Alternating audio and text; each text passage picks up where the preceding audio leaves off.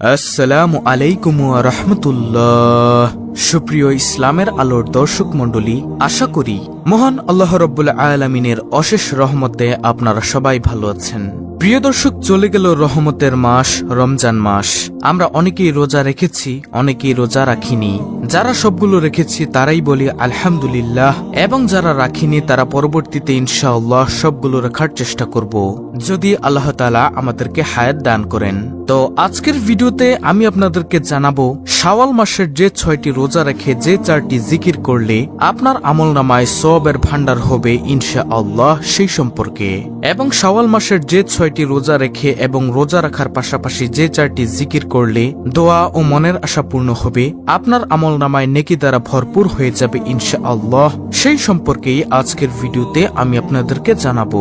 এবং এই আমলগুলো যদি আপনি করতে পারেন, আল্লাহ ও রাসূল সাল্লাল্লাহু আলাইহি ওয়াসাল্লাম দুজনেই খুশি হবেন ইনশাআল্লাহ। প্রিয় দর্শক, আমি বিশ্বাস করি যারা আমলকে ভালোবাসে, যারা চায় যে তাদের আমলনামায় নেকি দ্বারা পরিপূর্ণ হোক, যারা চায় সওয়াবের ভান্ডার কামাতে, যারা চায় যে তার আমলনামার মধ্যে সারাটি বছর রোজা রাখার সওয়াব লেখা হোক, তারা অবশ্যই ধৈর্য ধরে সম্পূর্ণ ভিডিওটি দেখবে ইনশাআল্লাহ, এটা আমার বিশ্বাস। তাহলে চলুন মূল আলোচনা শুরু করা যাক। দর্শক, নফল রোজাগুলোর মধ্যে অন্যতম হল শাওয়াল মাসের 6টি রোজা। সাধারণ মুসলমান এই 6টি রোজাকে সাক্ষী রোজা হিসেবে জানলেও পবিত্র কোরআন, হাদিস বা ধর্মগ্রন্থগুলোতে এই নামটি খুঁজে পাওয়া যায় না। আরবি শাওয়াল মাসের যে 6টি রোজার ফজিলত সেগুলো আমি আপনাদেরকে বলছি, ভালো করে শুনুন। রমজান মাসের পরের মাস অর্থাৎ হিজরি সনের 10ম মাস হল শাওয়াল মাস। এই মাসের প্রথম দিনে মুসলিম উম্মার সর্ববৃহৎ জাতীয় উৎসব ঈদুল ফিতর উদযাপিত হয়।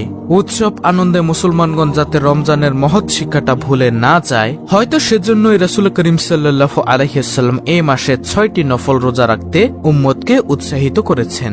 হযরত আবু আইয়ুব আনসারী রাদিয়াল্লাহু তাআলা আনহু একটি হাদিস বর্ণনা করেছেন। তিনি বলেন, রাসূলুল্লাহ সাল্লাল্লাহু আলাইহি ওয়াসাল্লাম বলেছেন, যে ব্যক্তি রমজান মাসের সব ফরজ রোজাগুলো রাখলো অথবা শাওয়াল মাসের আরো অতিরিক্ত 6টি রোজা রাখলো, সে যেন সারা বছর ধরেই রোজা রাখলো। অর্থাৎ সারা বছর রোজা রাখলে যে সওয়াব, সেই পরিমাণ সওয়াব আল্লাহ রাব্বুল আলামিন তার আমলনামায় দান করবেন। সুবহানাল্লাহ। সহিহ মুসলিম শরীফের হাদিস।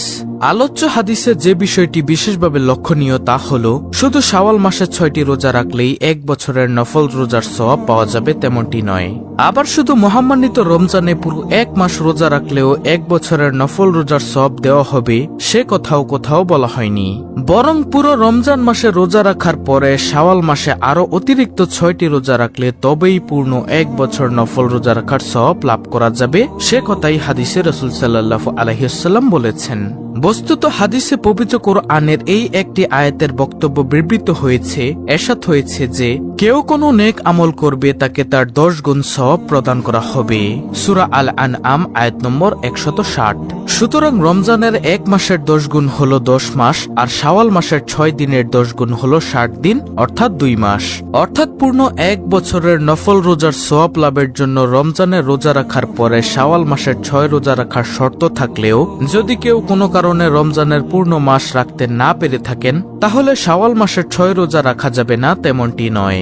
সেক্ষেত্রে পূর্ণ এক বছরের নফল রোজার সওয়াব না পেলেও আপনি যে 6টি নফল রোজা পালন করবেন সেগুলোর সীমাহীন নেকি আপনি পাবেন, তাতে কোনো সন্দেহ নেই। আশা করি প্রিয় দর্শক আমি আপনাদেরকে বোঝাতে পেরেছি। না বুঝলে আবার টেনে দেখুন। তো যে 6টি রোজা রাখবেন সেগুলো মূলত নফল রোজা রাখবেন। আরেকটি কথা হলো যে এগুলো একসাথে রাখতে হবে এমন কোনো বাধ্যবাধকতা নেই। আপনি এই 6টি রোজা শাওয়াল মাসে ভেঙে ভেঙেও রাখতে পারেন। মোট কথা শাওয়াল মাসের ভিতরে এই 6টি রোজা রাখলেই আপনি কাঙ্ক্ষিত সওয়াব পাবেন। আর রোজার যে নিয়তটা সেটি হলো আরবিতে নিয়ত করতে হবে এমন কোনো কথা নেই। আপনি বাংলাতেও নিয়ত করতে পারেন। মনের নিয়তি হলো বড় নিয়ত। আপনি বাংলাতে নিয়ত করবেন, যেমন আমি আল্লাহর সন্তুষ্টির জন্য শাওয়াল মাসের নফল রোজা রাখার নিয়ত করলাম, এভাবে আপনি বাংলাতে নিয়ত করবেন। তো এটি গেল শাওয়ালের রোজার বিষয়টি।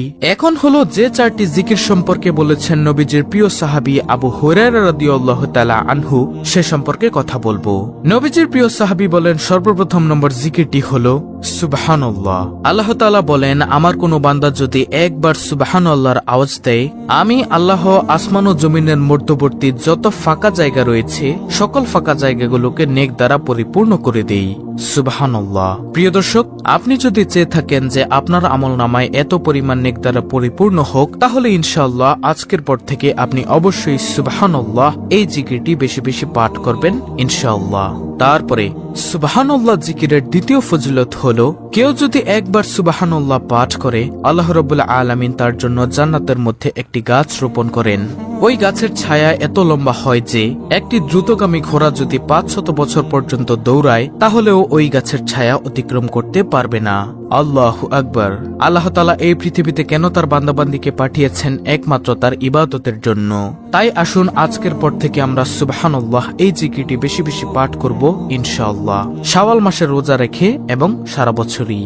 তারপরে নবীজির প্রিয় সাহাবী আবু হুরায়রা রাদিয়াল্লাহু তাআলা আনহু বলেন, দ্বিতীয় নম্বর জিকিরটি হলো আলহামদুলিল্লাহ। আলহামদুলিল্লাহ শব্দের অর্থ আল্লাহ তাআলার নিয়ামতের প্রশংসা করা।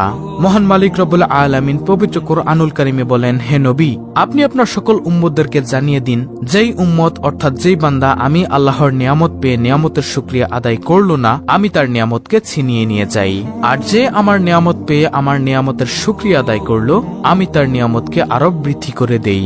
সুবহানাল্লাহ। তাই প্রিয় দর্শক, আমরা যখনই আল্লাহ তাআলার নিয়ামত পাবো তখনই মন থেকে বলবো আলহামদুলিল্লাহ। ধরুন আপনি খাওয়া শেষ করলেন, খাওয়া শেষে বলবেন আলহামদুলিল্লাহ। সুখের খবর, দুঃখের খবর, সকল খবরই বলবেন আলহামদুলিল্লাহ। তারপরে তৃতীয় নম্বর জিকিরটি হলো লা ইলাহা ইল্লাল্লাহ। কোন ব্যক্তি যদি দুনিয়াতে একবার বসে লা ইলাহা ইল্লাল্লাহর আওয়াজ দেয়, ওই আওয়াজটুকু সাথে সাথে আল্লাহ তাআলার আরশে আজিমের সাথে গিয়ে ধাক্কা লাগে। আল্লাহ রাব্বুল আলামিনের আরশে আজিমের নিকটে একটি নূরের খুঁটি রয়েছে, সেই খুঁটিটুকু কাঁপতে থাকে। তখন আল্লাহ রাব্বুল আলামিন বলেন, ও খুঁটি তুমি কেন কাঁপো? ওই খুঁটিটুকু তখন বলতে থাকে, হে রব্বুল আলামিন, দুনিয়াতে আপনার একজন বান্দা অথবা বান্দি লা ইলাহা ইল্লাল্লাহর আওয়াজ দিয়েছে, তাই আমি কাঁপছি। তখন আল্লাহ রাব্বুল আলামিন বলেন, তুমি কাঁপা বন্ধ করে দাও। তখন সেই খুঁটি বলেন, হে আল্লাহ, আমি কাঁপা থামাতে পারবো না যতক্ষণ না পর্যন্ত আপনি তাকে মাফ করবেন। তখন সেই খুঁটি বলল, হে আল্লাহ, আমি কাঁপা থামাতে পারবো না যতক্ষণ না পর্যন্ত আপনি তাকে মাফ করবেন, ততক্ষণ পর্যন্ত আমি শুধু কাঁপতেই থাকবে। তখন রব্বুল আলামিন ওই বান্দা অথবা বান্দিকে ক্ষমা করে দেন। সুবহানাল্লাহ। প্রিয় দর্শক, এতই ফজিলত হলো এই লা ইলাহা ইল্লাল্লাহ জিকিরের। আরো ফজিলত রয়েছে, এগুলো বলতে গেলে ভিডিও অনেক বড় হয়ে যাবে। ইনশাআল্লাহ অন্য এক সময় আলোচনা করা যাবে। তাই প্রিয় দর্শক, এজন্য আমরা বেশি বেশি সব সময় এই জিকিরটি পাঠ করব ইনশাআল্লাহ। তারপরে শাওয়াল মাসের রোজা রেখে যে 4টি জিকির আপনি করবেন, তার 4র্থ নম্বর জিকিরটি হলো আল্লাহু আকবার। এর অর্থ হলো আল্লাহ মহান, আল্লাহ সর্বশক্তিমান, আল্লাহই সবচেয়ে বড়, তার চেয়ে বড় তো আর কারো নেই। সুবহানাল্লাহ। যে ব্যক্তি আল্লাহ তাআলাকে সবচেয়ে বড় মানে সবচেয়ে বড় হিসেবে আখ্যায়িত করে, রব্বুল আলামিন তাকে দুনিয়ার বাদশাহী দান করবেন ইনশাআল্লাহ। ইনশাআল্লাহ। দর্শক, যে 4টি জিকির বলেছি সেগুলোর অনেক অনেক ফজিলত রয়েছে। তাই আমরা শাওয়াল মাসের রোজা রাখার পাশাপাশি এবং পবিত্র মাহে রমজানের রোজা রাখার পাশাপাশি এই জিকিরগুলো প্রতিদিন পাঠ করব এবং সারা বছরে যখনই সময় পাবো তখন আল্লাহ তাআলাকে স্মরণ করব এই জিকিরের মাধ্যমে ইনশাআল্লাহ। এই জিকিরগুলো করলে অনেক অনেক সওয়াব অর্জন করতে পারবেন। তো শাওয়াল মাসের রোজা নিয়ে যদি কারো কোনো প্রশ্ন থাকে তাহলে অবশ্যই কমেন্ট করে জানাবেন, ইনশাআল্লাহ উত্তর দেওয়ার চেষ্টা করব। অত্যন্ত গুরুত্বপূর্ণ একটি ভিডিওটি ভালো লাগলে অবশ্যই চ্যানেলটিকে সাবস্ক্রাইব করে পাশে থাকা বেল বাটন অল বাজিয়ে দিবেন। ভিডিওটিতে একটি লাইক দিবেন এবং কমেন্টে আমিন লিখবেন এবং অন্য মুসলিম ভাই বোনদের কাছে ভিডিওটি শেয়ার করে দিবেন, যেন তারাও দেখে শিখে এই শাওয়াল মাসের রোজার আমলগুলো করতে পারে। আল্লাহ রাব্বুল আলামিন আমাদের সবাইকে পবিত্র মাহে রমজানের রোজা রাখার পাশাপাশি শাওয়াল মাসের 6টি রোজা রাখার তৌফিক দান করুন। আমিন।